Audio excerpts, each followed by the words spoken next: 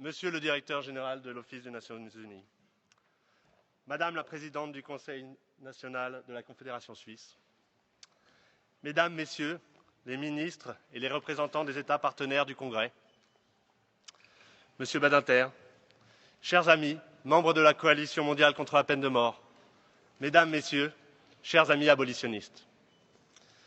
Merci d'être venus participer, organiser, intervenir, soutenir le 4e Congrès mondial contre la peine de mort, organisé par Ensemble contre la peine de mort, avec le parrainage de la Confédération suisse et en partenariat avec la Coalition mondiale contre la peine de mort. Merci d'être là. Je veux parler d'abord merci tout particulièrement à ceux sans qui ce congrès n'aurait jamais pu avoir lieu. Je veux d'abord parler de la Confédération suisse. Lors de la clôture du 3e congrès à Paris en janvier 2007, Madame Micheline Calmiret avait fait lire par son ambassadeur un message proposant d'accueillir le 4e congrès.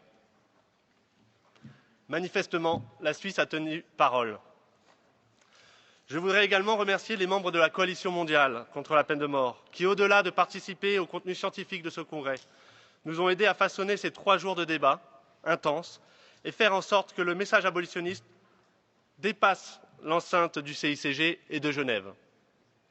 Je voudrais remercier l'ensemble des partenaires de ce congrès pour leur soutien financier, politique, visible ou discret, mais qui nous conforte dans l'ampleur et la motivation de l'éco-abolitionniste. Je voudrais enfin vous remercier chaleureusement d'être ici avec nous. Vous, spécialistes de la peine de mort, vous, activistes, vous, bénévoles et salariés qui avez tant travaillé sur ce congrès, vous, simples citoyens de la ville de Genève et d'ailleurs, pour qui la peine capitale est une aberration. Votre présence à tous contribue au développement de votre congrès et de votre combat pour l'abolition universelle.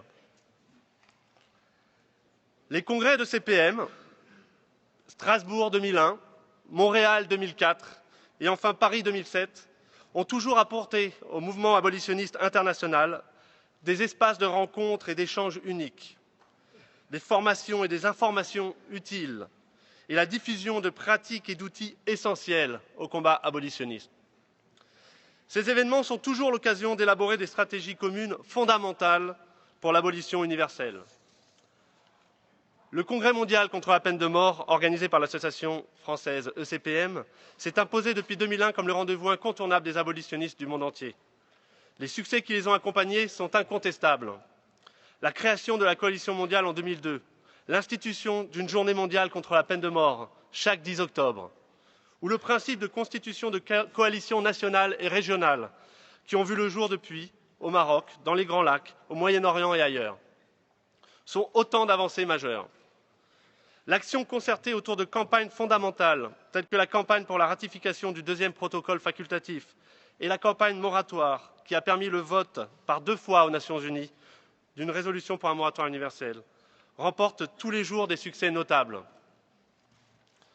Ce 4e congrès, ici à Genève, se veut naturellement tourné vers les institutions internationales. Nous souhaitons profiter de ces rencontres pour ébaucher les contours d'un dialogue et de stratégies communes entre la société civile, les États et les organisations intergouvernementales. Quoi de mieux que Genève pour entamer ce dialogue? Quoi de mieux que le Palais des Nations pour le débuter?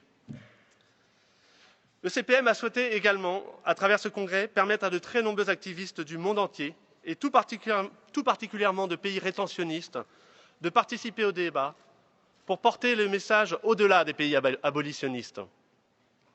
J'ai le plaisir et la fierté de vous annoncer aujourd'hui que nous serons, durant ces 3 jours de débat, plus de 1500 congressistes et plus de 100 nationalités différentes représentées.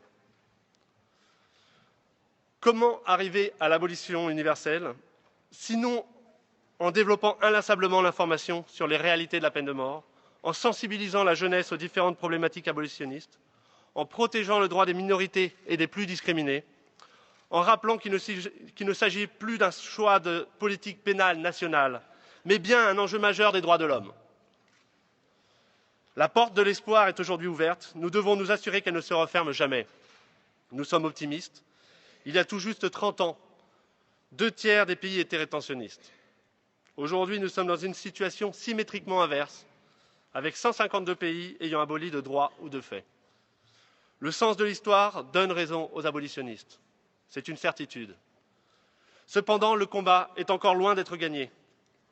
Il suffit pour cela de se rappeler qu'ici même, dans la salle 20 du Palais des Nations, salle du Conseil des droits de l'homme, il y a 10 jours, l'Iran narguait la communauté des nations en demandant leur intégration au Conseil des droits de l'homme.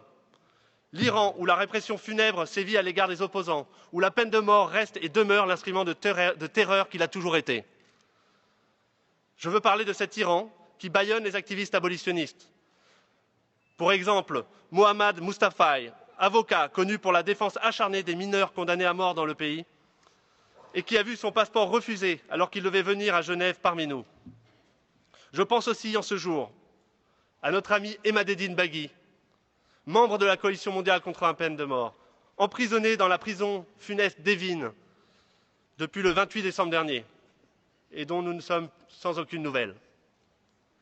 Nous pensons enfin à la situation d'Omid Dana et de Mohamed Youssef Rachidi, jeunes étudiants qui risquent ces jours-ci une exécution imminente, comme beaucoup d'autres, et qui ont tous besoin de notre soutien. Nous pensons aussi à la situation en Irak, où face au terrorisme qui sévit là-bas plus qu'ailleurs, la seule réponse apportée est la peine capitale, aussi inique qu'inefficace. Nous pensons à la Chine, où plusieurs dizaines de personnes sont exécutées chaque semaine.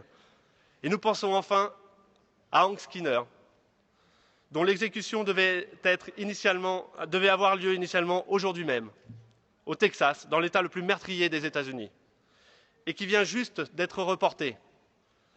Ce déni de justice n'a pas été stoppé, mais seulement repoussé. Nous demandons que les règles élémentaires de bonne justice lui soient appliquées, que sa vie ne soit pas sacrifiée. Et à travers lui, tous les prisonniers dans les couloirs de la mort aux États-Unis. Continuons de nous mobiliser, nous, citoyens du monde, acteurs de la société civile, avocats, magistrats, diplomates, politiques, pour porter le combat contre la peine de mort dans l'opinion publique et parmi les décideurs des trop nombreux pays rétentionnistes, pour que Hank, Omid, Mohammad et tous ceux qui, à travers le monde, attendent dans les couloirs de la mort, qu'ils soient sauvés. Le sens de notre action s'inscrit dans une longue histoire, celle du combat de l'humanité contre la barbarie. Ce 4e congrès mondial va travailler pour aller vers l'humanité. Bienvenue au 4e congrès mondial contre la peine de mort. Ce congrès est maintenant le vôtre. Merci.